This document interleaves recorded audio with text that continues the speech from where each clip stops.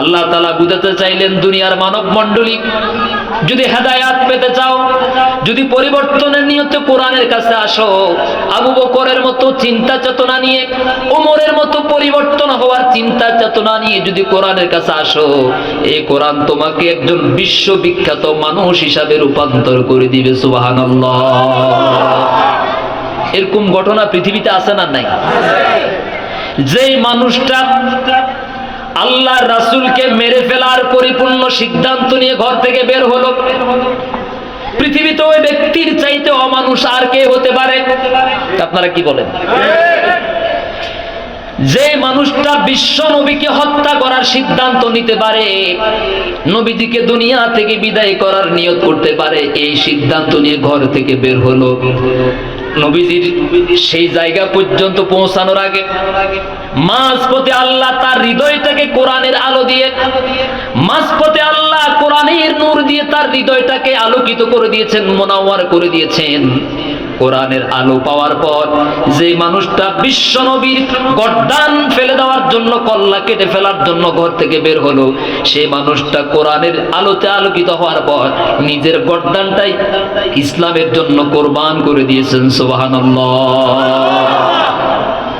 বের হয়েছেন বিশ্ব নবীর গর্দান আলাদা করে ফেলবেন, কিন্তু প্রতিমধ্যে কোরআনের আলোতে হৃদয়টা আলোকিত হয়ে গেল, কোরআনের দাওয়াত পেয়ে গেল, কোরআনের নূর তাকে এমন ভাবে আকৃষ্ট করেছে, তিনি আর স্থির থাকতে পারলেন না, বললেন আমাকে নিয়ে চলো বিশ্ব নবী মুহাম্মদ রাসূলুল্লাহর দরবারে। সুবহানাল্লাহ। সেই কোরআন কি এখনো আছে না নাই? আছে। কোরআন তো আছে, কিন্তু আমাদের সেই চিন্তা, আমরা একটু পরিবর্তন হওয়ার নিয়তে আসবো, ওই নিয়তে কিন্তু আমরা আসি না। ঠিক নয় কি?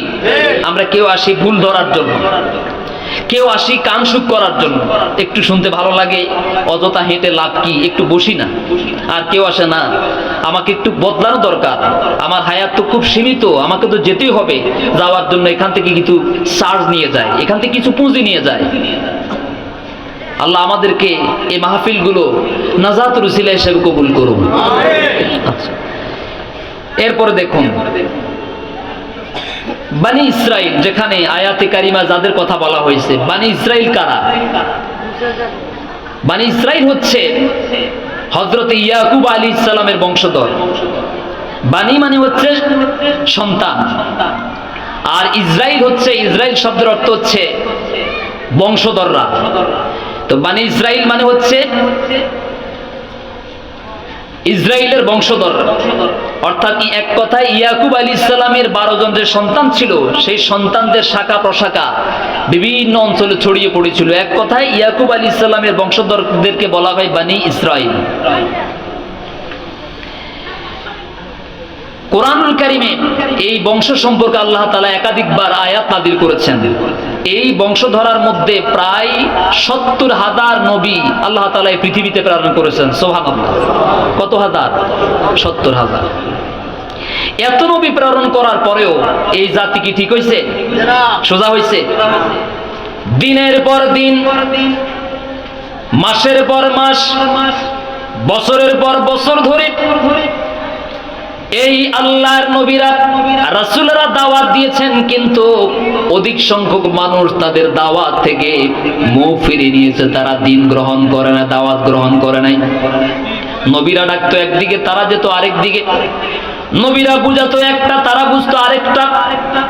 নবীরা নির্দেশ দিতেন একটা করার জন্য, তারা করতো উল্টা আরেকটা।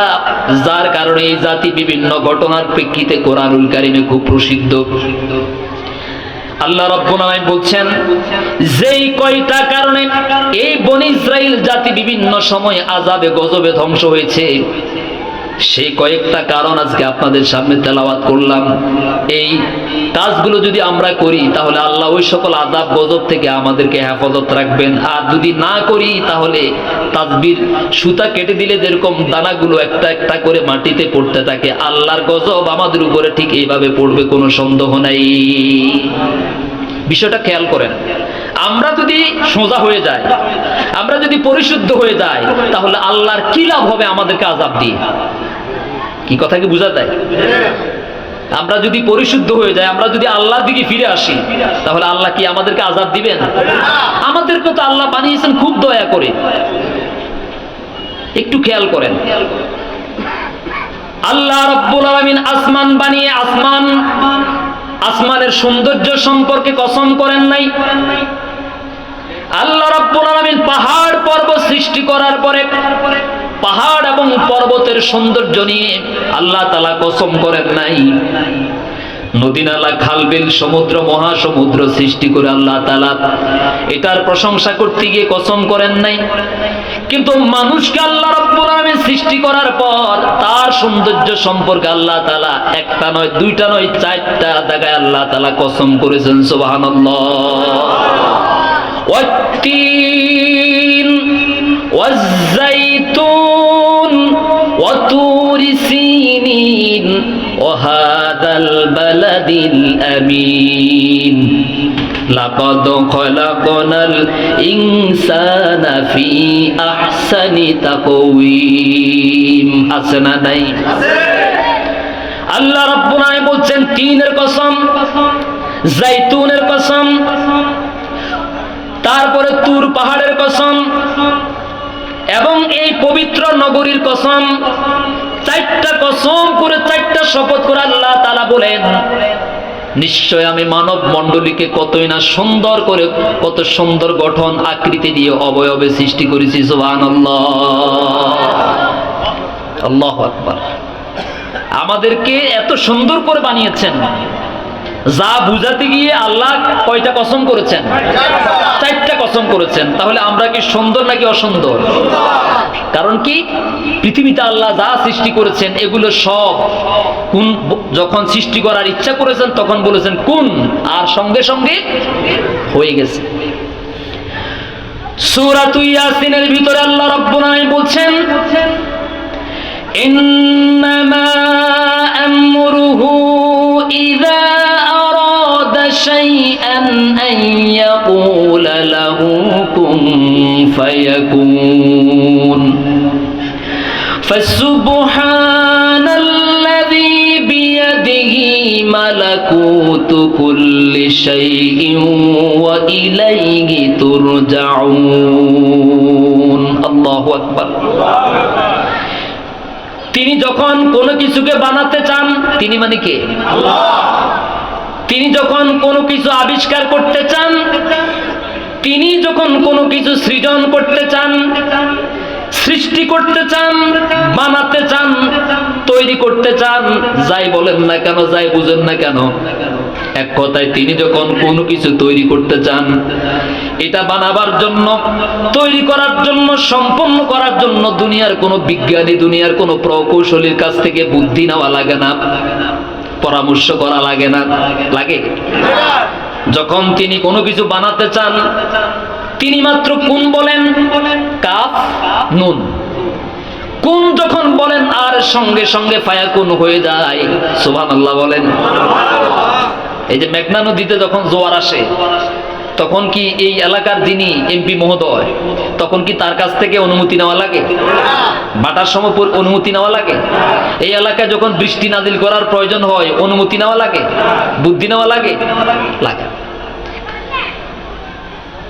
আমার বন্ধুগণ, আল্লাহ রাব্বুল আলামিন যখন পর্বত সৃষ্টি করবেন, পাহাড় সৃষ্টি করবেন, কোন বললেন সঙ্গে সঙ্গে পাহাড় পর্বত হয়ে গেল। তিনি যখন আসমান সৃষ্টি করবেন, কোন বলার সঙ্গে সঙ্গে আসমান সৃষ্টি হয়ে গেল। তিনি যখন জমিন বানাবেন, কোন বললেন সঙ্গে সঙ্গে জমিন সৃষ্টি হয়ে গেল। তিনি যখন আগুন বানাবার ইচ্ছা পোষণ করলেন, আগুন তৈরি করতে চাইলেন, কোন বললেন সঙ্গে সঙ্গে ফায়াকুন হয়ে গেল। তিনি যখন সাগর মহাসাগর বানাতে চাইলেন, কোন বললেন, বলার সঙ্গে সঙ্গে সাগর মহাসাগর হয়ে গেল। তিনি যখন পানি সৃষ্টি করতে চাইলেন তখন কোন বললেন, বলার সঙ্গে সঙ্গে হয়ে গেল। তিনি যখন বাতাস সৃষ্টি করার ইচ্ছা পোষণ করলেন, কোন বললেন, বলার সঙ্গে সঙ্গে বাতাস সৃষ্টি হয়ে গেল। তিনি যখন গাছপালা সৃষ্টি করতে চাইলেন পৃথিবীর বুকে, এই পৃথিবীটাকে তিনি সবুজ শ্যামলে ভরপুর করে দিতে চাইলেন, কোন বলার সঙ্গে সঙ্গে গাছপালা তরুলতা সৃষ্টি হয়ে গেল। অর্থাৎ এক কথায় পৃথিবীতে যত সৃষ্টি আছে, যা কিছু আছে, সব আল্লাহ রাব্বুল আলামিন কোন বলার মাধ্যমে সৃষ্টি করেছেন। কিন্তু আমাকে আপনাকে আল্লাহ রাব্বুল আলামিন যখন বানাবার ইচ্ছা পোষণ করলেন, আমাকে পোষণ করলেন তখন কোন বলার সঙ্গে কোন বলার মাধ্যমে আল্লাহ সৃষ্টি করেন নাই? আমাকে আপনাকে আল্লাহ রাব্বুল আলামিন তার কুদরতি নিজ হাতে বানিয়েছেন। সুবহানাল্লাহ। অতএব যে সৃষ্টি আল্লাহ নিজ হাতে তৈরি করলেন, সেই আদরের সৃষ্টি, সেই আদরের আদমের সন্তানদেরকে আল্লাহ তাআলা আযাব দিয়ে আল্লাহর কি লাভ হবে বলেন? ঠিক নয় কি? মাঝে মাঝে আল্লাহ রাব্বুল আলামিন একটু নাড়াচাড়া দেন, একটু সতর্কতা জারি করেন, আমরা যেন আল্লাহর দিকে ফিরে আসি, ভালো হয়ে যায়, সতর্ক হই। ঠিক নয় কি? কিন্তু আমরা কি ভালো হই নাকি বিপদ কেটে গেলে আরো সেটি যাই? কথা বুঝাইতে পারি না। করোনার আগে লাখে লাগাইতো 20,000 টাকা, 10,000 টাকা, কত? এই তো আওয়াজ কমে গেছে, বোধহয় টাকা তার দিয়ে লাইছি কেন? করোনার আগে লাখে লাগাইতো কত? 20,000। এর এনদি বোধহয় মাহফিল আর কাল চলে।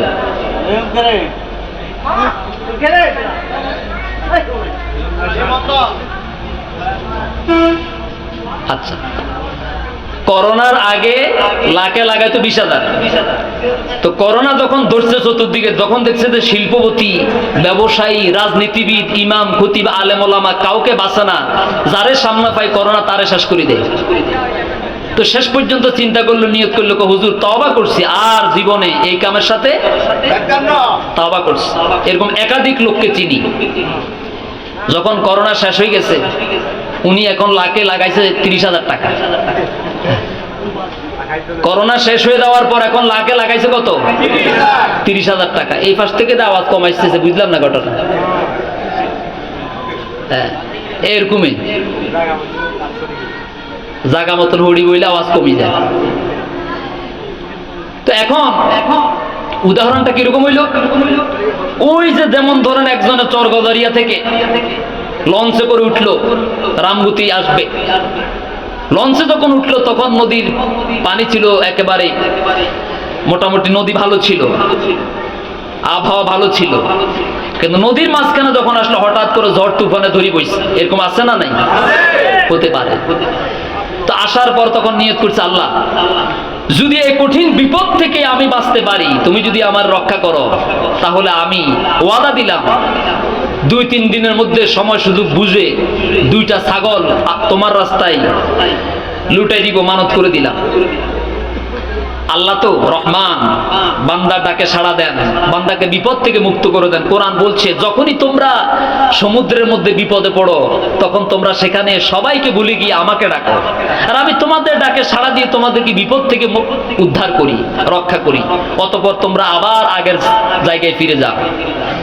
তো এখন নদীর কিনারা যখন ফিরে আসলো, 1 সপ্তাহ চলে গেল, 1 মাস চলে গেল। যারা নৌকাতে তার সাথে সঙ্গী ছিল, তারা বললো, কিরে ভাই, তুমি না বলছিলা আল্লাহ যদি তোমার উকিল কিনারায় পৌঁছাই দেয় নিরাপদে, তুমি না বলছিলা 2টা ছাগল আল্লাহ রাস্তায় বিলীন করে দিবা? কই, ওই যে বেটা, বুঝুস না, আল্লাহ আমার নদীর মাঝখানে ভয় লাগাইছে, আমিও আল্লাহর লোভ দেখাইছি। নাউযুবিল্লাহি মিন যালিক। মানে আমাদের চরিত্রটা ঠিক এরকম। আমার তো মনে হয় করোনা ভাইরাসের চাইতে ভয়ঙ্কর কোনো আযাব গজব পৃথিবীতে আমরা দেখি নাই। ঠিক কিনা বলেন? এরপরেও কি আমরা কি সোজা হয়েছি? আমরা বরং ওই যে বলছিলাম, আগে লাগাইতাম লাখে 20,000, এখন লাগাই লাখে 30,000। মানে আমরা জোড়াই গেছি আরো।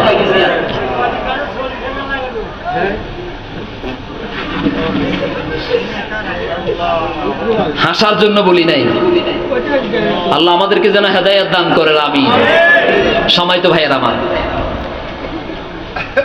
তাহলে এই পৃথিবীর যা কিছু আল্লাহ রাব্বুল আলামিন সৃষ্টি করেছেন, সব তিনি কোন বলার মাধ্যমে সৃষ্টি করেছেন।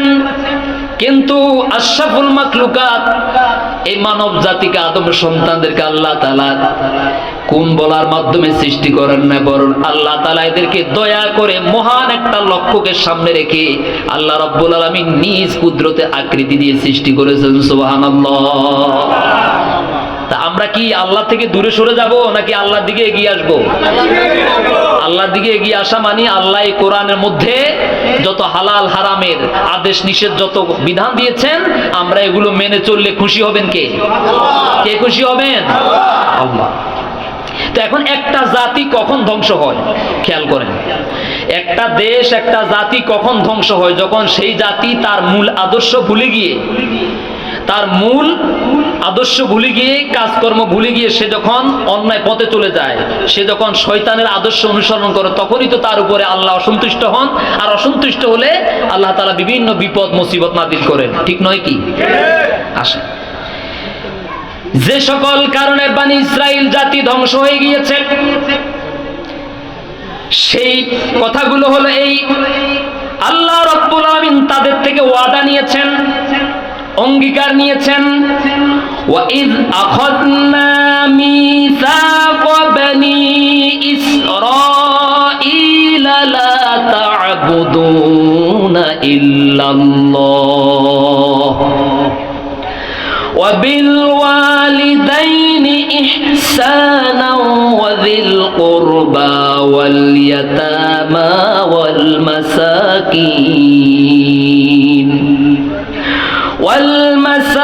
وَالْمَسَاكِينِ وَقُولُوا لِلنَّاسِ حُسْنًا وَأَقِيمُوا الصَّلَاةَ وَآتُوا الزَّكَاةَ ثُمَّ تَوَلَّيْتُمْ إِلَّا قَلِيلًا مِنكُمْ وَأَنْتُمْ مُعْرِضُونَ। ওয়াইদ আখাযনা, আর আমরা অঙ্গীকার নিয়েছিলাম। আল্লাহর ক্ষেত্রে বহু বচন ব্যবহার করা হয়েছে। মূলত আল্লাহ বলতে যাচ্ছেন, আমি অঙ্গীকার নিয়েছি, ওয়াদা নিয়েছি, শপথ নিয়েছি।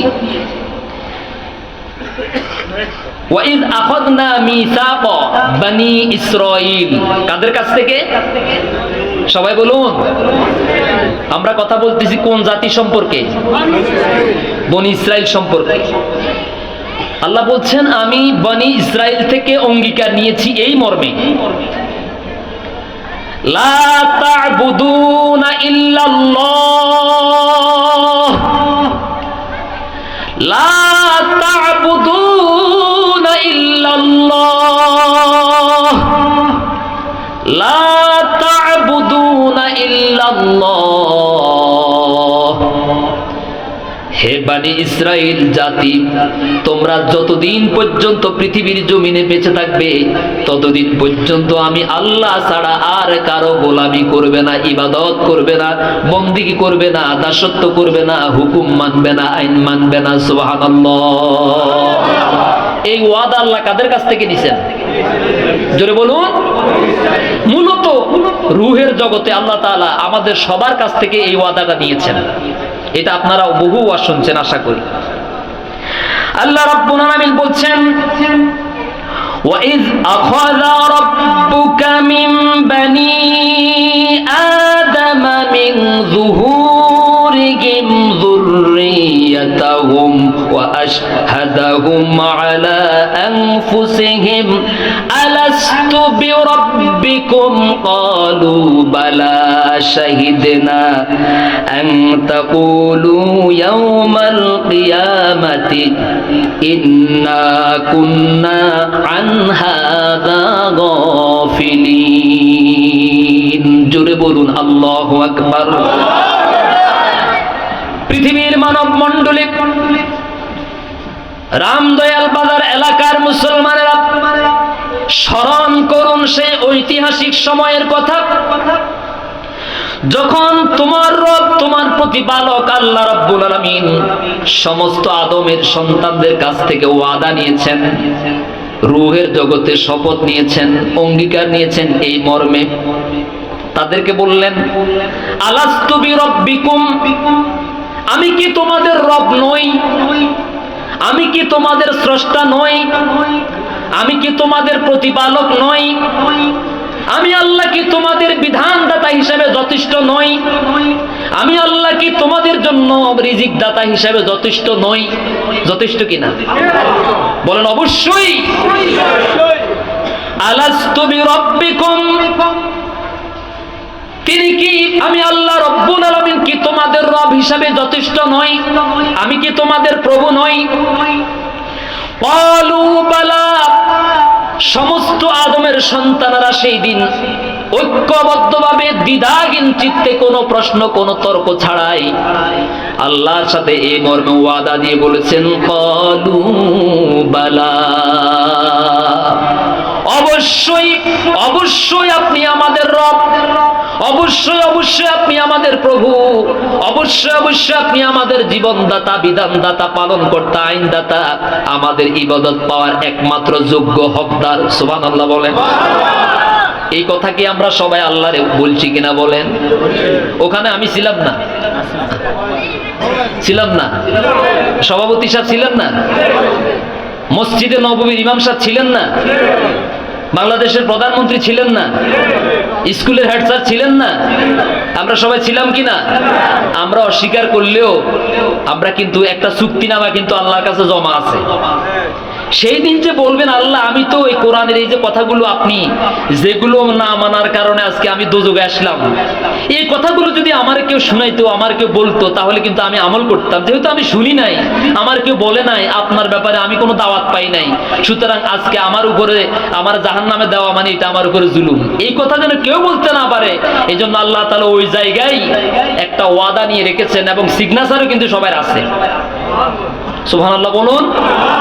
দেখেন, ক্বালু বালা শাহিদনা, আমরা সবাই সাক্ষী হয়ে গেলাম। সুবহানাল্লাহ, আমরা সবাই সাক্ষী হয়ে গেলাম। আন তাকুলু ইয়াউমাল কিয়ামাতি ইন্না কুন্না আন হাযা গাফিলিন, যাতে করে কিয়ামতের দিন এই কথা কেউ বলতে না পারে, আল্লাহ আমরা তো এই ব্যাপারে আগে জানতাম না। এই কথা কেউ বলতে পারবে না। সুদ খাওয়া হারাম, এটা আমাদেরকে কোনো মাওলানা সাহেব বলেন নাই, যদি বলতেন তাহলে খাইতাম না। এই কথা কেউ বলতে পারবেন রামদয়াল এলাকার? আমি তো 1 বছর ওখানে জ্বালাইছিলাম, ঠিক কিনা বলেন?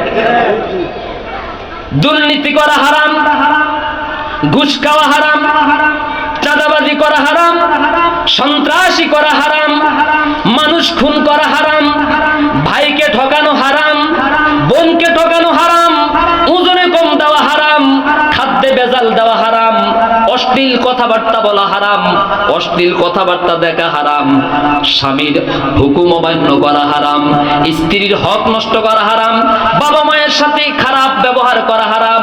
এই কথাগুলো আমাদেরকে বলা হয় না, এগুলো আমরা জানতাম না। যদি জানতাম তাহলে আদে জাহান্নামে আমাদেরকে আশা লাগতো না। এমন কথা রামদয়াল এলাকার কোন মুসলমান যদি কিয়ামতের দিন বলেন, এটা খাটবো নাকি? চলবে না। শুনছেন নাকি শুনেন নাই? আমার বন্ধুগণ, এবার লক্ষ্য করেন, আল্লাহ রাব্বুল আলামিন বলছেন, একদিকে আমি তো রূহের জগতের সব আদম সন্তানের পক্ষ থেকে আমি আল্লাহ রাব্বুল আলামিন ওয়াদা নিয়েছি, অঙ্গীকার নিয়েছি, শপথ নিয়েছি। তারা সবাই সেদিন এই ব্যাপারে ওয়াদা করেছে, শপথ করেছে, কমিটমেন্ট করেছে, আমার সাথে চুক্তি করেছে যে আমি তাদের জন্য রব। বলছি কিনা বলেন?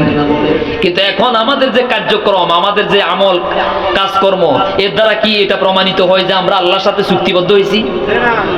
যদি ওই কথাটা মনে হয়, তাহলে কি, যদি মনে পড়ে, তাহলে কি আমরা কোনো আকাম কুকাম করতে পারি? পারি না। ওই যে গতকালকে দেখলাম ইতালিতে এক বড় ভাই ছোট ভাইকে জবাই করে দিয়ে আবার ফেসবুকে সরাসরি বাড়িতে ভিডিও দেখাচ্ছে। দেখছেন আপনারা? ইতালিতে একটু চিন্তা করে দেখুন, পৃথিবীতে মানুষ হত্যার চাইতে জঘন্য পাপ আর কিছু হতে পারে? আল্লাহ তাআলা বলছেন, দুনিয়ার কোন মানুষ যদি আল্লাহর কোন একজন নিরপরাধ বান্দাকে অন্যায়ভাবে হত্যা করলো, তাহলে সে যেন গোটা দুনিয়ার সমস্ত মানুষদেরকে হত্যা করলো। ওমান আহিয়াহা ফাকান্নামা আহিয়ান নাসা জামিআ। আর যদি দুনিয়ার কোন মানুষ আমার কোন একজন বান্দাকে মৃত্যুর হাত থেকে বাঁচাবার জন্য চেষ্টা করলো, সংগ্রাম করলো, তার চিকিৎসার জন্য হাত বাড়ায় দিল, সহযোগিতা করলো, তাদের সহযোগিতা পেয়ে সে যদি সুস্থ হয়, জীবিত হয়, তাহলে সে শুধুমাত্র একজন মানুষকে জিন্দা করে নাই, বরং সে যেন গোটা দুনিয়ার সমস্ত মানুষকে হায়াত দান করলো। সুবহানাল্লাহ। আল্লাহ কি বলছেন আর আমরা কি করি? এই কথা খেয়াল করেছেন আপনারা? মানে আমরা সম্পূর্ণ উল্টা। অর্থাৎ ওই যে একটা চুক্তি আল্লাহর সাথে আমাদের হয়েছে, ওইটা কিন্তু আমরা ভুলে গেছি। ঠিক নয় কি?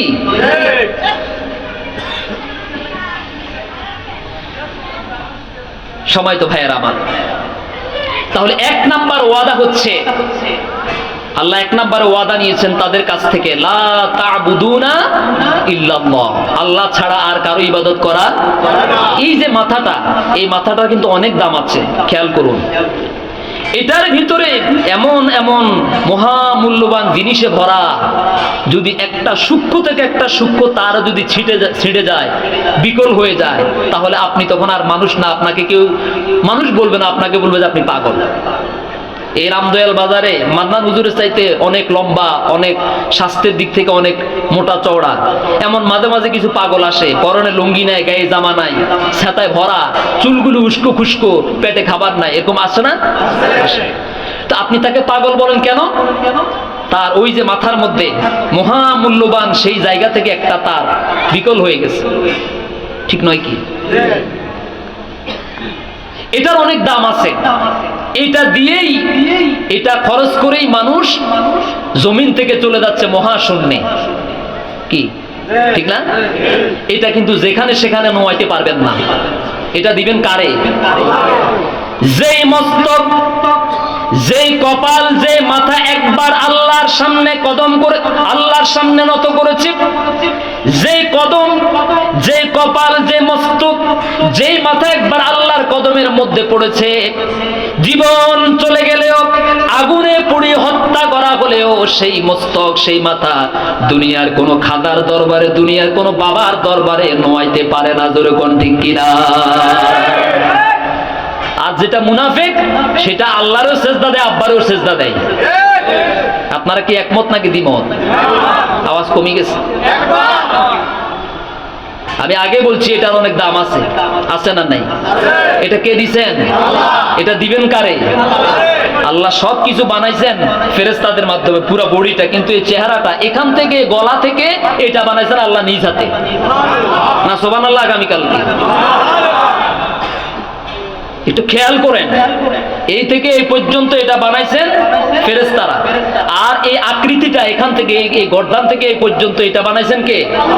আল্লাহ জানেন। এটার ভিতরে অনেক মূল্যবান মূল্যবান পার্টস বসাইতে হবে, অনেক দামি দামি যন্ত্রাংশ এখানে সেট করতে হবে। আমার বান্দা এটা দিয়েই শূন্য থেকে মহাশূন্য পাড়ি দিবে। ঠিক কিনা বলেন? সেই জিনিসটা আল্লাহরে না দিয়া, যে আল্লাহ বানাইলেন সে আল্লাহরে না দিয়া দেয় কোথায়? এই রামদয়াল বাজারের আশেপাশেও এরকম পাগল আছে, এটা কল্পনা করতে পারিনি। আছে না নাই?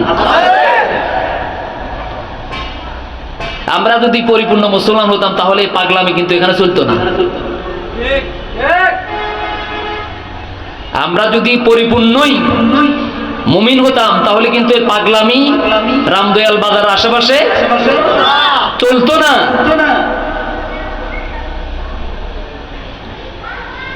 লা তা'বুদুনা ইল্লাল্লাহ, আল্লাহ ছাড়া কারো ইবাদত করো না, আল্লাহ ছাড়া কারো গোলামি, কারো দাসত্ব, কারো বন্দেগী করো না, আল্লাহ ছাড়া কারো সামনে মাথাটা নত করো না। এই যে কপালের কথা বললাম, এই কপালটাকে, এটাকে বলা হয় যে, এটাকে বলা হয় ভাগ্যের প্রতীক। এটা কিসের প্রতীক? আর নাককে বলা হয় সম্মানের প্রতীক। ওই যে একজনে বলে না, ভাই তোমার মন খারাপ কেন? কয় যে ভাই আমার কপাল পড়া গেছে। কপাল পড়া গেছে মানে কি? আপনার হয়তো কোনো জায়গা দিয়ে ব্যবসা লস হয়েছে, হ্যাঁ, অথবা আপনার ফসল নষ্ট হয়ে গেছে, যা পাওয়ার আশা করেছেন সেটা হয় নাই, এই জন্য আপনি বলতেছেন আমার কপাল খারাপ। কি খারাপ? আসলে কপাল খারাপ? হাত দিয়ে দেখেন তো কপাল কি ভালো না খারাপ? তার মানে আমি বুঝাতে যাচ্ছি যে আমার ভাগ্যটা খারাপ হয়ে গেছে, অবস্থা খারাপ হয়ে গেছে।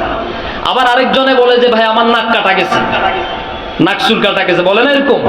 তো নাক কাটা গেছে মানে কি, হয়তো তার মেয়েটা এমন এক ছেলের সাথে চলে গেছে যে ছেলের সাথে এই মেয়েকে মানায় না, ঠিক কিনা বলেন? এরকম হয় না? হয়।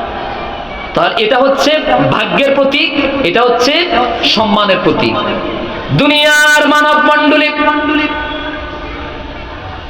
যদি সম্মান পেতে চাও, ভাগ্য বদলাতে চান, তাকদীর যদি পরিবর্তন করতে চান, সফলতা যদি অর্জন করতে চান, সম্মান যদি বাড়াতে চান, তাহলে এই কপাল আর এই নাক মৃত্যু পর্যন্ত আল্লাহ ছাড়া আর কারো সামনে নত করবেন না। দিয়েছেন নাকি? আল্লাহ কবুল করুন। এটা কে দিছেন? আপনি যদি সফল ব্যক্তি, সফল ব্যবসায়ী হতে চান, সফলতা দেওয়ার মালিক কে? বিশ্বাস করুন, রবকে গভীর রজনীতে রবের সামনে নত হয়ে যান। তিনি বলেছেন ওয়াসজুদ ওয়াকতারিব, আমারে সেজদা দাও আর আমার নিকটবর্তী হয়ে যাও। অর্থাৎ সেজদা যত বাড়বে আপনি তত আল্লাহর নিকটবর্তী হয়ে যেতে পারবেন। সুবহানাল্লাহ। এটা সরাসরি দুইটাই কিন্তু আমর, অর্ডার, আদেশ সূচক। ওয়াসজুদ, সেজদা দাও, ওয়াকতারিব, নিকটবর্তী হয়ে যাও। সেজদা দিলেই আমার নৈকট্য অর্জন করতে পারবে। সুবহানাল্লাহ। আল্লাহ আমাদেরকে বুঝার তৌফিক দান করুন। তাহলে এক নম্বরে হচ্ছে বনি ইসরাইলদের সাথে আল্লাহর ওয়াদা হচ্ছে লা তা'বুদুনা ইল্লাল্লাহ, আল্লাহ ছাড়া তোমরা কারো ইবাদত করবে না। এই ইবাদত মানে শুধু নামাজ পড়া নয়, ইবাদত মানে শুধু হজের সময় আসলে হজ করা নয়, ইবাদত মানে শুধু রমজান মাসে রোজা রাখা নয়। ইবাদত হচ্ছে আপনার জন্ম থেকে শুরু করে মৃত্যু পর্যন্ত জীবনের সকল ক্ষেত্রে সকল বিষয় আল্লাহ এবং তার রাসূলের বিধিবিধান মোতাবেক জীবন পরিচালনা করা। সুবহানাল্লাহ। আপনি যে খাবেন, খাবারের সিস্টেমটা কি ইসলামে নাই? ভাই সত্য কথা বলেন, আপনি যে খাবার খাচ্ছেন এটার কি একটা পদ্ধতি, এটা একটা সিস্টেম, এটার একটা সুন্নাত, এটা কি ইসলামে নাই? কিভাবে শুরু করবেন, কিভাবে খাবেন, কিভাবে শেষ করবেন, শুরু করবেন কি বলে, শেষ করবেন কি বলে, আছে না নাই? ও এটা আছে। আপনি যে ঘুমাবেন, ঘুমানোর সিস্টেম কি ইসলামে নাই? একটু খেয়াল করেন, আল্লাহ নবীজি মুহাম্মদুর রাসূলুল্লাহ সাল্লাল্লাহু আলাইহি ওয়াসাল্লাম বলেছেন মান সাল্লাল ইশা ফি জামাআতিন ফাকান্নামা কামা নিসফাল লাইল, যে ব্যক্তি এশারের নামাজটা জামাতের সাথে আদায় করলো, কোন নামাজ বলেন? এশারের নামাজটা জামাতের সাথে আদায় করলো, সে এশারের নামাজ জামাতের সাথে আদায় করার পর বিছানায় চলে গেল ঘুমানোর জন্য। আল্লাহর একজন বান্দা অথবা বান্দি অর্ধ রজনী পর্যন্ত দাঁড়িয়ে দাঁড়িয়ে নফল সালাত আদায় করলে যে সওয়াব হতো, এই বান্দা শুধু জামাতের সাথে এশারে নামাজ আদায় করে ঘুমাতে গেল, ওই ঘুমটার ঘুমের সমান ওই যে আরেকজন বান্দা বান্দি অর্ধ রজনী পর্যন্ত দাঁড়িয়ে দাঁড়িয়ে নফল সালাত আদায় করলো, ওই নফল সালাতের সমপরিমাণ সওয়াব আল্লাহ রাব্বুল আলামিন এই নামাজি ঘুমন্ত ব্যক্তির আমল নামায় লিখে দেন। সুবহানাল্লাহ। কি আমার বানানো কথা কেমন? ওমান সাল্লাস সুবহা ফাকান্নামা কামা কুল্লাল লাইলা, আবার ওই ব্যক্তি যদি ফজরের নামাজটাও জামাতের সাথে আদায় করে, এশারের নামাজ পড়লো জামাতের সাথে, ফজরের নামাজ পড়লো জামাতের সাথে, মাঝখানে 6-7 ঘন্টা যা ঘুমালো এটা তার কাছে ঘুমের মতো মনে হতে পারে, কিন্তু নবীজি বলেছেন একজন আল্লাহর বান্দা বান্দি সারা রাত দাঁড়িয়ে দাঁড়িয়ে নফল সালাত আদায় করলে যে সওয়াব হয়, আমি আল্লাহ রাব্বুল আলামিন আমার এই নামাজি ঘুমন্ত ব্যক্তির আমলনামার মধ্যে সমান সওয়াব লিখে দেই। সুবহানাল্লাহ। তার মানে বোঝা গেল আমরা এমন এক জাতি, আমরা এমন এক মুসলমান জাতি, ধন্য জাতি, ভাগ্যবান জাতি, আমরা ঘুমাইলেও এটা ইবাদত হয়, আমরা ব্যবসা বাণিজ্য করলে ইবাদত, বিসমিল্লাহ বলে যখন দোকানে শাটার খুলবেন সকালবেলা রাত 12টার সময় বন্ধ করবেন, আল্লাহর নামে যখন শুরু করবেন আল্লাহর নামে বন্ধ করবেন, মাঝখানে আল্লাহ যখন আপনাকে মসজিদে ইবাদত করার জন্য ডাকবেন এই সকাল থেকে রাত যতটাই পর্যন্ত আপনি দোকানে থাকেন, আপনার কাছে আপাত দৃষ্টিতে মনে হতে পারে আমি তো দোকানদারি করেছি, বেচা কিনা করেছি, ব্যবসা বাণিজ্য করেছি, কিন্তু নবীজি সেটা বলেন নাই।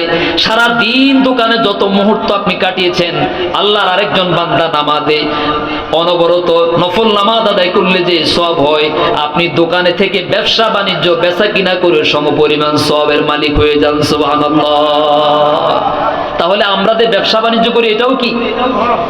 এটাও ইবাদত। আমরা যে কৃষি কাজ করি এটাও, কৃষি কাজের কথা কোরআনে আছে না নাই? এক কথায় স্কুলের শিক্ষকতা করি, মাদ্রাসায় শিক্ষকতা করি, কোর্ট কাছারিতে যেখানেই যিনি আছি, যদি কাজটা আল্লাহর নামে শুরু করি, হালাল হারাম মাথায় রেখে হালালটা গ্রহণ করি, হারাম থেকে দূরে থাকি, তাহলে ওইটা শুধু আপনার চাকরি হয় না, ওইটা তখন কি হয়ে যায়? ইবাদত হয়ে যায়। আমি কি এই পর্যন্ত বুঝাতে পেরেছি আপনাদেরকে? সময় তো ভাইয়ের আমার। আল্লাহ রাব্বুল আলামিন বলছেন, ওয়ামা খালাকতুল জিন্না ওয়াল ইনসা ইল্লা লিয়াবুদুন। আমি পৃথিবীর সমগ্র জিন এবং ইনসানকে শুধুমাত্র কেবলমাত্র আমার ইবাদত, আমার গোলামি, আমার বন্দেগী, আমার দাসত্ব করার জন্য সৃষ্টি করেছি। সুবহানাল্লাহ বলি। মা উরিদু মিনহুম মির রিজকিন ওয়া মা উরিদু আন ইউতঈমুন। এর বিনিময়ে তোমরা যে আমার ইবাদত করো, আমি আল্লাহ রাব্বুল আলামিন এর বিনিময়ে তোমাদের কাছ থেকে রিজিক চাই না, বরং আমি আল্লাহই তো তোমাদের রিজিকের ব্যবস্থা করি। আমি আল্লাহ তোমাদের কাছ থেকে খানা চাই না, বরং আমি আল্লাহই তো তোমাদের খাবারের ব্যবস্থা করি। সুবহানাল্লাহ। এখন আমরা কি রাজ্জাকের পিছনে দৌড়াই নাকি রিজিকের পিছনে দৌড়াই? একটু খেয়াল করেন, আমরা কোন দিকে দৌড়াই? রিজিকের পিছনে। কিন্তু এই রিজিকটা যিনি দেওয়ার মালিক, আমরা তারে ভুলে গেছি। আপনি নামাজ না পড়ে আল্লাহর রিজিক দাতার পিছনে সেজদা না দিয়ে, রিজিক দাতাকে সেজদা না দিয়ে, তার গোলামি না করে সারা দিন কেনা বেচা করবেন, কিন্তু রাত 12টার পরে হিসাব মিলে দেখবেন ক্যাশ খালি। ওই কোম্পানিকে এত টাকা দিছে, ওই কোম্পানিকে এত টাকা দিছে, অমুকে হাওলাত নিছে এত। বাড়িতে গেলে দেখবেন বউ আরেকজনের সাথে চলে গেছে, মেয়ে আরেকজনের সাথে ভাগি গেছে, ছেলে আরেক জায়গা থেকে মেয়ে একটা খুঁজিয়ে এনেছে। এইভাবে আপনার জীবনটা যাবে। কথা বুঝাতে পারিনি? কারণ আপনি যখন রিজিকের জন্য আপনি নিজেকে পরিপক্ক মনে করেছেন যে আমি যথেষ্ট আমার রিজিকের জন্য, তখন কিন্তু যিনি রিজিক দেওয়ার মালিক, তিনি আপনার পরিবার থেকে শান্তি উঠাই দিয়েছেন। আর আপনি যদি যিনি রিজিক দেওয়ার মালিক সময় মতো যদি তার সেজদাটা দেন, তাহলে আপনার ঘরে বাইরে, আপনার খেতে খামারে সব জায়গায় বরকত বাড়িয়ে দিবেন কে? যেখানে যাবেন সেখানে শান্তি। খেতে আইলে যাবেন, মন ভরে যাবে। দোকানে যাবেন, মন ভরে যাবে। বাড়িতে যাবেন, মন ভরে যাবে। ছেলে মেয়ের দিকে তাকাবেন, মন ভরে যাবে। কারণ আপনাকে শান্তিটা কে দিচ্ছেন? আল্লাহ। তাহলে আমরা কি রিজিক যিনি দেন তার পিছনে দৌড়াবো নাকি রিজিকের পিছনে দৌড়াবো? যিনি রিজিক দেন আমরা তার পিছনে ইনশাআল্লাহ। আমার বন্ধুগণ, এই পৃথিবীতে আল্লাহ রাব্বুল আলামিন যত নবী এবং রাসূল প্রেরণ করেছেন, সব নবী রাসূলরা পৃথিবীতে আসার পর তার জাতিকে, তার উম্মতকে, তার এলাকার, তার জনপদের সমগ্র বাসিন্দাদেরকে যে দাওয়াতটা দিতেন সেটা হচ্ছে এই, ওয়ালাকাদ বাআসনা ফি কুল্লি উম্মাতির রাসূলা আনি ইবুদুল্লাহা ওয়াজতানিবুত তাগুত। আল্লাহ বলছেন আমি প্রত্যেক জাতির কাছে রাসূল প্রেরণ করেছি। সুবহানাল্লাহ বলবেন না? এমন কোন জাতি, এমন কোন জনপদ, এমন কোন এলাকা বাকি নাই যেখানে আমি রাসূল পাঠাই নাই। আল্লাহু আকবার। আর সমস্ত জাতি, এই যে আমি এখন এখানে এসেছি, আমি আপনাদেরকে প্রথম দাওয়াতটা কিসের দিলাম? ইবাদতের। কিসের দাওয়াত দিলাম? ইবাদতের দাওয়াত দিচ্ছি। এখন কি এই মানুষগুলো কিয়ামতের দিন আল্লাহকে বলতে পারবে যে আমি তো এই দাওয়াত পাই নাই? বলতে পারবেন? এখন কিন্তু সাক্ষী হয়ে গেছে। কোরআনের সামনে, আপনারাও সামনে, আর আল্লাহ তো দেখতেছেন। সুতরাং এক নম্বরে আল্লাহ তাআলা তাদেরকে বললেন তোমরা আল্লাহ ছাড়া কারো ইবাদত করবে না। দুই নম্বরে বললেন পিতামাতার প্রতি সদাচরণ করবে। 3 নম্বরে বললেন আত্মীয় স্বজনের হক আদায় করবে, আত্মীয়তার বন্ধনকে মজবুত করে রাখবে। 4 নম্বরে বললেন ওয়াল ইয়াতামা ওয়াল মাসাকিন, এতিম মিসকিনদের হক আদায় করবে। 5 নম্বরে বললেন ওয়াকুলু লিন্নাসি হুসনা, মানুষের সাথে সুন্দর সুন্দর কথা বলবে। সুবহানাল্লাহ বলে। সুম্মা ওয়া আকিমুস সালাত, 6 নম্বরে বললেন নামাজ কায়েম করবে। ওয়া আতুজ যাকাত, 7 নম্বরে বললেন যখন ধনাঢ্য হবে, নেশাব পরিমাণ মালের মালিক হবে, তখন আমার সন্তুষ্টির জন্য যাকাত দিবে। কয়টা কথা বলেছেন? 7টা। কয়টা? আল্লাহ বনি ইসরাইলের জাতি থেকে, তাদের কাছ থেকে কয়টা ওয়াদা নিয়েছেন? 7টা ওয়াদা নিয়েছেন। এবার বললেন সুম্মা তাওয়াল্লাইতুম ইল্লা কলিলাম মিনকুম ওয়া আনতুম মুরিদুন, নবী রাসূলরা যখন তোমাদেরকে এই দাওয়াতগুলো দিয়েছে, এইগুলো তোমরা করবে, তখন তোমাদের মধ্যে এলাকার খুব কম সংখ্যক মানুষ এই দাওয়াত গ্রহণ করেছে, আর অধিক সংখ্যক মানুষ এখান থেকে মুখ ফিরাই নিছে। এরকম আছে না নাই? দাওয়াত দিলে কি সবাই আসে? এখানে যে পরিমাণ মানুষ আছেন, বাজারে কি আরো কম আছে না বেশি আছেন? বেশি আছেন। তাহলে বোঝা যাচ্ছে বেশি সংখ্যক মানুষ এটাকে পরিত্যাগ করেছে, অগ্রাহ্য করেছে, অবহেলা করেছে, মুখ ফিরিয়ে নিয়েছে, আর খুব কম সংখ্যক মানুষ এর ডাকে সাড়া দিয়েছে। এই মানুষগুলো আল্লাহর সন্তুষ্টি কামনা করার উদ্দেশ্যেই আল্লাহর কোরআনের এই মহামূল্যবান বাণীগুলো শুনতে এসেছে। আল্লাহ তুমি আরশের নিচে এই মানুষগুলোকে একটু ছায়ার নিচে আশ্রয় দান করিও। আল্লাহ তুমি এই মানুষগুলোকে তোমার জান্নাতের একটু কোনায় কানায় সিপাই সাবাই হইল একটু জায়গার ব্যবস্থা করে দিও। জোরে বলি আমিন। এবার আসেন, তাহলে আমরা 1 নাম্বার আলোচনা করলাম। আল্লাহ তাদের সাথে ওয়াদা করেছেন আমরা মৃত্যু পর্যন্ত আল্লাহ ছাড়া আর কারো গোলামি, ইবাদত, আল্লাহ ছাড়া এই মাথা আর কারো দরবারে দেব না। 2 নাম্বার হচ্ছে ওয়াবিল ওয়ালিদাইনি ইহসানা, আল্লাহ এবং রাসূলের পরে পৃথিবীতে আমাদের সবথেকে আপনজন কারা? একটু বলুন তো। আমাদের মা বাবা। কারা?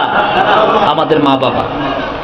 আমরা তো পৃথিবীতে এমনিতে আসমান থেকে নাজিল হই নাই, আসমকা আসি নাই। একটা প্রক্রিয়া, একটা মাধ্যমে আমরা পৃথিবীতে এসেছি। সেই মাধ্যমটা হচ্ছেন আমাদের বাবা। আমরা একদিন পৃথিবীতে ছিলাম না, আমাদের কোনো নাম ছিল না, কোনো বংশমর্যাদা ছিল না, আমাদের কোনো পরিচয় ছিল না, সমাজে আমাদের কোনো সম্মান ছিল না। আল্লাহ রাব্বুল আলামিন বলছেন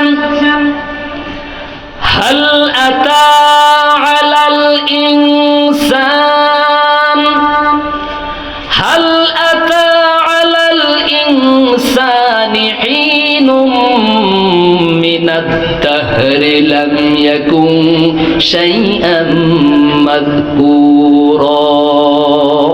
হাল আতা আলাল ইনসান হিনুম মিনাদ দাহরি, মানুষের জীবনে কি এমন একটা সময় ছিল না? লাম ইয়াকুন শাইআন মাযকুরা, তার কোনো অস্তিত্ব ছিল না, তার কোনো সম্মান ছিল না, তার কোনো মর্যাদা ছিল না। এমন একটা সময় কি আমাদের জীবনে ছিল না? আরে ভাই, ওই তো মাত্র কয়েকদিন আগের কথা, যখন প্রাইমারি স্কুলের ক্লাস 1 অথবা 2তে পড়ি, মসজিদে যখন যেতাম, মুরব্বীরা তখন রাগ করে বাইরে করে দেয়, বারিন্দায় যা। কি করছে না? অনকর মুরব্বীরা। আপনারা একটু এইদিকে একটু, আমি 1 মিনিট এদিকে একটু বলি। ছোট বাচ্চাগুলো বর্তমানে তারা যেই বয়সে মসজিদে আসে, আপনি কিন্তু বুড়ো, আপনি কিন্তু 30-35 বছর বয়সের সময় কিন্তু মসজিদ চিনেন নাই, ঠিক নয় কি? এই ছোট ছোট বাচ্চাগুলো যখন মসজিদে আসবে, বরং পরিকল্পিতভাবে আগামী প্রজন্মকে মসজিদমুখী করার জন্য, মসজিদকে আবাদ রাখার জন্য 10 টাকা চকলেট নিয়ে আসবেন। যদি দুষ্টামি করে ওর হাতের মধ্যে একটা চকলেট দিয়ে বলবে, বাবা অথবা ভাই, আপনি আপনার ছেলেকে যেভাবে আদর করেন, আপনি তো পাশের বাড়ির ওই ছেলেটাকে এইভাবে আদর করেন না। আপনারটা মসজিদে আসলে আপনি তাকে পাশে করে বসান, আর আরেক বাড়ির আরেকজন আসলে আপনি তারা দূর দূর করে মসজিদ থেকে তাড়ায় দেন। এই ছেলেটা তো একদিন এই মসজিদ কমিটির সভাপতি হবে। আপনারা কি একমত নাকি দ্বিমত? এই ছেলেটাই তো একদিন মসজিদের মোতাওয়াল্লি হবে, ও একদিন বাজার কমিটির সভাপতি হতে পারে, একদিন মাদ্রাসা পরিচালনা কমিটির সেক্রেটারি ক্যাশিয়ার হতে পারে, পারে না? ও এই সমাজের হাতে গোনা 5-10 জনের মধ্যে একজন হতে পারে। কিন্তু আপনি যদি তাকে আজকে মসজিদে একটু দুষ্টামি, একটু দৌড়াদৌড়ি করার কারণে, আওয়াজ করার কারণে গালি দিয়ে, তারপরে কিছু কিছু মুরব্বী আছে শুধু লাড়ি ঘুরায়, আছে না নাই?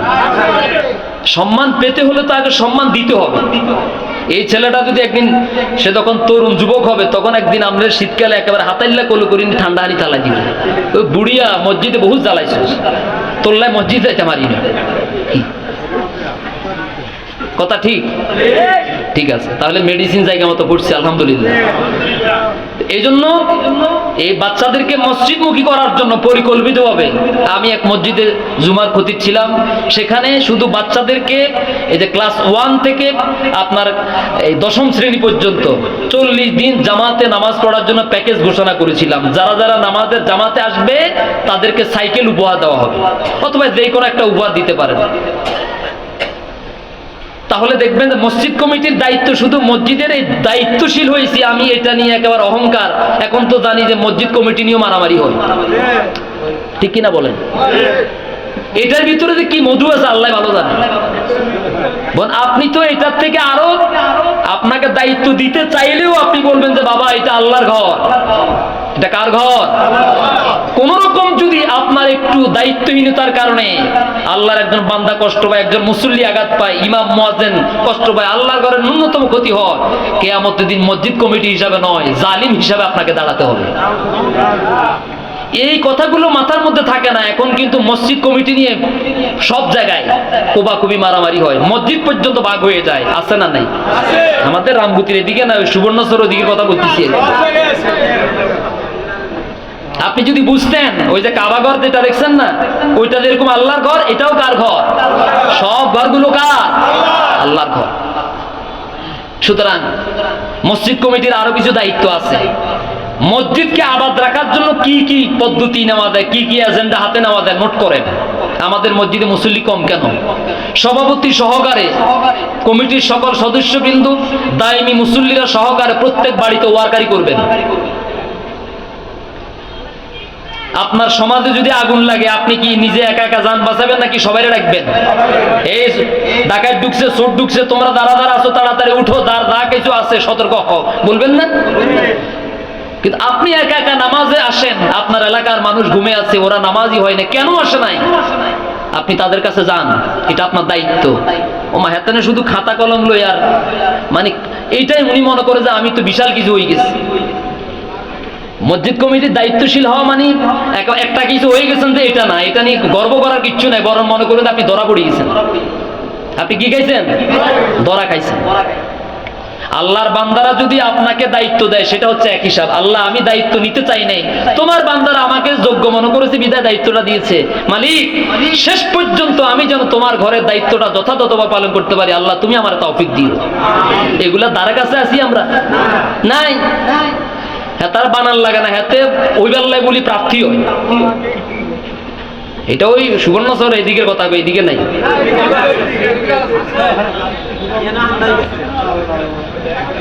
আমার বন্ধুগণ, তাহলে 2 নম্বরে হচ্ছে ওয়াবিল ওয়ালিদাইনি ইহসানা। আল্লাহ রাব্বুল আলামিন ওয়াদা নিলেন, অঙ্গীকার নিলেন দুনিয়ার মানব মণ্ডলী। 2 নম্বরে তোমরা তোমাদের পিতা মাতার সাথে সুন্দর আচরণ করবে, সদাচরণ করবে, বাবা মায়ের সাথে ভালো ব্যবহার করবে। সুবহানাল্লাহ বলেন। ইহসানটা কিভাবে করবেন? ইহসানের তাফসীর আল্লাহ নিজেই করেছেন।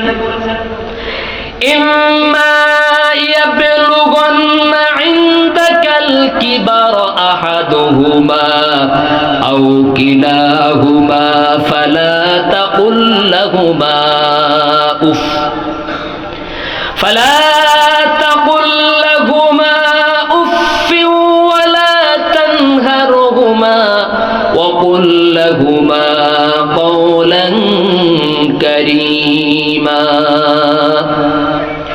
واخفض لهما جناح الذل من الرحمة وقل رب ارحمهما كما ربياني صغيرا।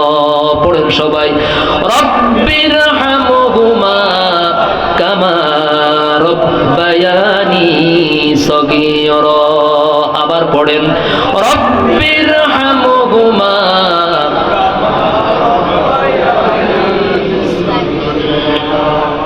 মা বাবার সাথে কেমন আচরণ করবেন, কেমন ব্যবহার করবেন, কিভাবে তাদের প্রতি সদাচরণ করবেন, খেদমত করবেন, আল্লাহ তাআলা নিজেই সুন্দর করে ভেঙ্গে ভেঙ্গে উপস্থাপন করলেন। যদি তোমার পিতামাতা দুইজন, কয়জন, অথবা দুইজনের একজনকে তোমার জীবদ্দশায় পেয়ে যাও, তাহলে তাদের ভরণ পোষণের ব্যবস্থা করতে গিয়ে, কাপড় চোপড়ের ব্যবস্থা করতে গিয়ে, ঔষধপত্রের ব্যবস্থা করতে গিয়ে, খাবারের ব্যবস্থা করতে গিয়ে, থাকার ব্যবস্থা করতে গিয়ে খবরদার বাবার সামনে মায়ের সামনে এই দুইজনের সাথে কখনো উফ শব্দ করবি না। জোরে কোন সুবহানাল্লাহ। এই নির্দেশ কার? আল্লাহর নির্দেশ পালন করা আমাদের জন্য নফল নাকি ফরজ? এরপরে বললেন, আল্লাহকে বলেন, আল্লাহ তাহলে আমরা কি করব? উফু করা যাবে না, আফু করা যাবে না। আল্লাহ রাব্বুল আলামিন বললেন, বাবার সাথে মায়ের সাথে যখন ব্যবহার করবে, কথা বলবে, নরম নরম কথা বলবে, মিষ্টি মিষ্টি কথা বলবে, সুন্দর সুন্দর কথা বলবে। তোমার কি মনে নাই তোমার বয়স এখন 20 বছর, তোমার বয়স এখন 25, 30 বছর, 15 বছর, 16 বছর।